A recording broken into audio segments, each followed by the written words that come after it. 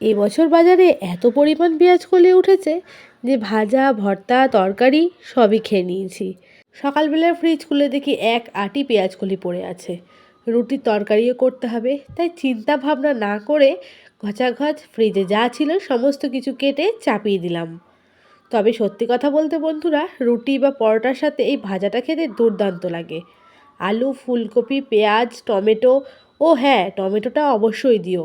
টমেটোর টকটক ফ্লেভারের জন্য এই ভাজা বা তরকারি যাই বলো না কেন, সেটা খেতে অসাধারণ লাগে। খাটনিও বেশি নেই আর ঝটফট তৈরিও হয়ে যায়। তো দেখো, সব সবজিগুলোকে আমি নুন, হলুদ, সামান্য লঙ্কার গুঁড়ো দিয়ে ঢাকনা চাপা দিয়ে ভেজে নেব।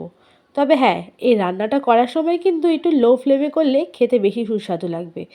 তেলের পরিমাণটা সামান্যর থেকে একটু বেশি দিও। পরে অবশ্য কাত করে তেলটা ঝরিয়ে নিও। তো দেখো বন্ধুরা, ঝটপট তৈরি হয়ে গেল সকালবেলায় রুটি বা পরোটার সঙ্গে খাওয়ার জন্য পেঁয়াজ কলির দুর্দান্ত রেসিপি।